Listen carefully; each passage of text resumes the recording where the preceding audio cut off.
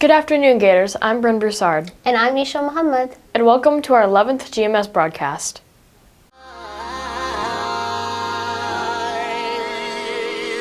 Players, put your pinky rings up to the moon. Girls, what y'all trying to do? 24 karat magic in the air. Head to toe, so clear. Look out! Pop, pop, it's showtime. Showtime, showtime, showtime. Guess who's back again? Oh, they don't know. Gone time. Oh, they don't know. Gone time. I bet they know as soon as we walk in. Showed up. I'm wearing Cuban links. Yeah. Designer mix. Yeah. Inglewood's finest shoes. Whoop, whoop. Don't look too hard, might hurt yourself. Known to give the color red the blues. I'm a dangerous man with some money in my pocket. Keep up. So many pretty girls around me and they're waking up the rocket. Keep up. Why you mad? Fix your face. Ain't my fault they all be jocking. Keep up. I heard the 7th graders did a pulse lab last week. Doing a what lab? A pulse lab, like for your heart rate. Here's Ainsley with more information. 7th grade science is currently studying systems of the human body. One of their labs showing this interconnection of systems is the pulse lab. This lab illustrates the connection between the muscular system, the circulatory system, and the respiratory system. Alright, so today the kids are doing a lab where they're looking at the relationship between the muscular system, the circulatory system, and the respiratory system and how they all work together. And so the point of the lab is they take their resting heart rate by using their index finger and middle finger on their carotid artery in their neck. They'll calculate how many times their heart beats within a 15-second period and then multiply that by 4 to figure out their beats per minute. Once they've taken the resting heart rate, they'll begin exercising by either running in place, doing jumping jacks, push-ups, some type of physical exercise over the course of 3 minutes. Each minute into the exercise, they'll stop and take their heart rate again. And then after the course of the full 3 minutes of exercise, they'll do a 2-minute rest period, again taking their pulse at the end of each minute. And then they will have a 8-minute rest period where after the 8 minutes they'll take their final resting heart rate and it should be almost back down to where they started. Then they have some questions over what happened with their heart rate throughout the exercise as well as their breathing rate, otherwise known as respiration. So circulation and respiration is affected by increased use of the muscle system because when you're using your muscles more, that'll increase how much you have to breathe and it'll increase your heart rate. My results were, as I exercised, my heart rate and breathing went up, and that was because my body needed more oxygen. The blood carries the oxygen to other parts of my body. Our daily activities affect all of our body systems. It is important to make sure we take care of our body. After all, it is the only one we will ever get. Be sure to exercise and eat a well-rounded diet with plenty of fruits and vegetables to keep your body in its best physical condition. For GMS Broadcast, I'm Ainsley Doty. Track season has come to an end. Which means it's time for another episode of GSPN! Welcome back to another segment of GSPN. Your fellow athletes fought hard at each meet, so now that track season has ended, let's see how your Gator teams ranked. Your Lady Gators were successful in their season. 7th grade placed 2 times in 2nd, 2 times in 4th, and for their final district championship in 5th. Their highest number of points scored was 159. 8th grade placed 2 times in 1st and 1 time in both 3rd and 2nd. For their final district championship, they made it to the top 3, stealing 3rd place. Their highest number of points scored was also 159. Great job, ladies! Your Griffin boys also did a fantastic job at their meets. For 7th grade boys, they placed 2 times in 1st and 1 time in 2nd and 4th. For their final district championship, they came in 7th. Their highest point scored was an astonishing 203 points. For 8th grade, they placed 2 times in 1st and 2 times in 2nd. They then went on to steal a spot of 3rd place at the district championship. Their highest point scored was 177. Congratulations, skaters! That wraps up your GSPN track segment. I'm Lockie with GMS Broadcast. Now back to the studio. And now let's send it over to Jay to hear about this week's weather forecast. Good afternoon, Gators. This is Lockie standing in for Jay, who is out today. Tomorrow and Wednesday, expect thunderstorms and high wind in the area, with a possibility of hail. We will have highs in the mid-60s and lows in the mid-50s.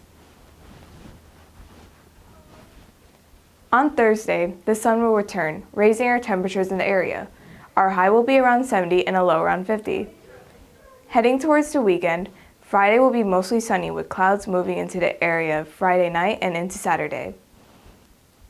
Our temps will rise to the mid to upper 70s with lows around 60 both days. That's our 5-day forecast. I'm Lockheed Dave Raj with GMS Broadcast. Every culture has some kind of celebration for the arrival of spring. But how do we celebrate all of these holidays? Well, let's send it over to Ashley, who checked in on your fellow Gators. In early spring, Easter, Holi, Ramadan, and Passover bring communities together in celebration. Easter is marked by church services and gatherings, Holi with colorful powders and joyful dances, Ramadan with fasting and acts of charity leading to Eid festivities, and Passover with ritualistic meals and family gatherings. These diverse traditions symbolize renewal, hope, and unity during the arrival of spring. Let's see how your Gators choose to spend their holidays with family, friends, and traditions.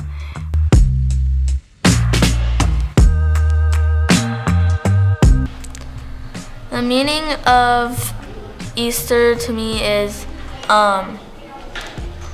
Jesus rising after he got crucified. It's celebrated because we try to understand people that don't have food. It's like celebrating the independence of getting freed from Egypt. It honors Lord Radha Krishna's heavenly love.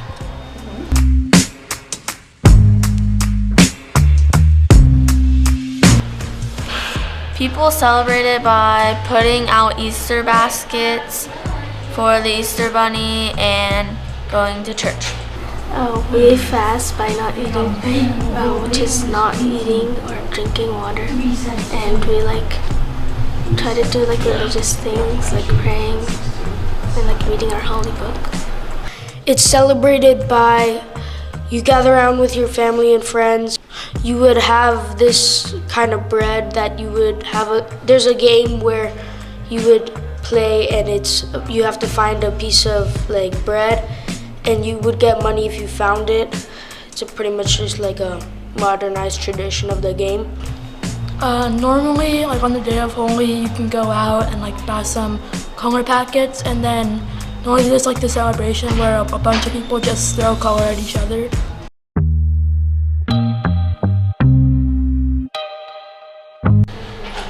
Every year we like doing an Easter egg hunt and we put together a fun dinner.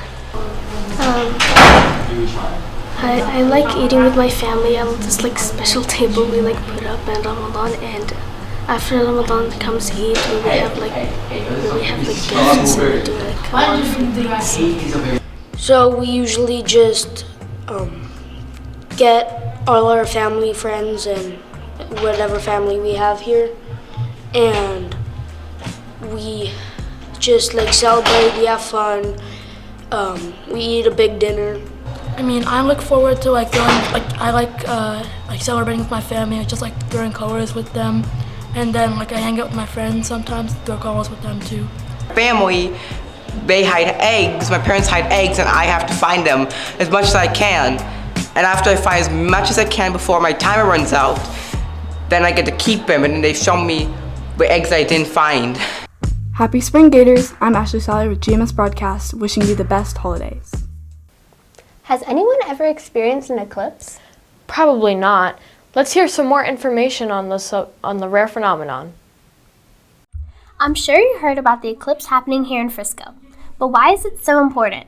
Well, this eclipse isn't just any old eclipse. This eclipse is a total eclipse. A total eclipse is when the sun and the moon perfectly line up with one another. But that doesn't answer why this one in particular is so important. According to NASA, they can see a part of the sun's atmosphere known as the corona. But for us students, an eclipse like this won't be North America for the next 20 years, and the next time we'll be in Frisco's view will be in the next 300 years. You might be wondering how you're having an eclipse again so soon. If you're referring to the one on March 24th, that was a lunar eclipse, which is different from a solar eclipse. How so? Well, lunar eclipses happen 2 weeks before the solar eclipse. These lunar eclipses are when Earth's shadow is projected onto the moon. When the solar eclipse happens, the moon covers the sun's light and a shadow is projected onto Earth instead. So how do we prepare for this spectacular moment? You will need solar eclipse goggles to avoid being blind, which FISD has provided us with. We will be out during advisory to see the eclipse. Also, as a reminder, please do not take photos of this eclipse. It will damage your phone camera. And please avoid using binoculars and telescopes of any kind unless you have a special lens to protect your eyes. I asked your fellow Gators what they thought about the eclipse.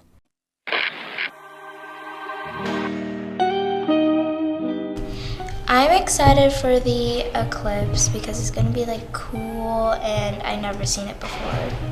And about the eclipse, I think it's going to be cool to see how it's dark outside. I think the solar eclipse is cool because it doesn't happen a lot. I'm excited for the eclipse because it's going to be a weird day and we missed some school, so I'm excited.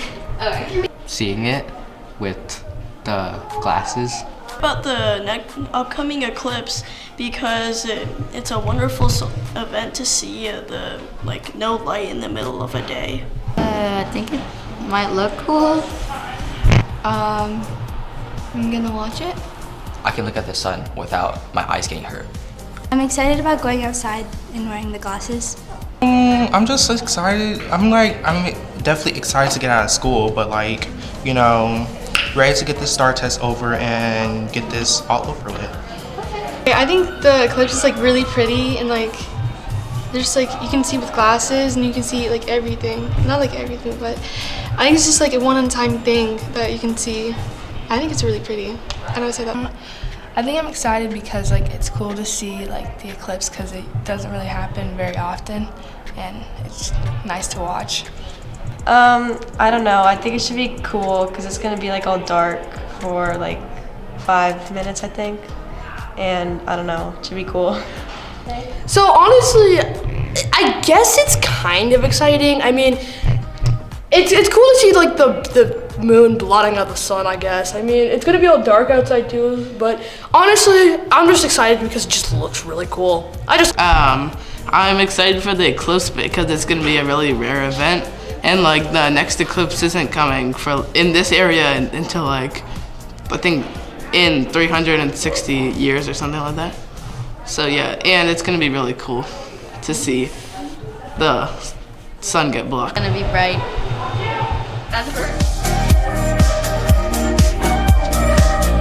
With that, safe eclipse watching. I'm Ishal with GMS Broadcast.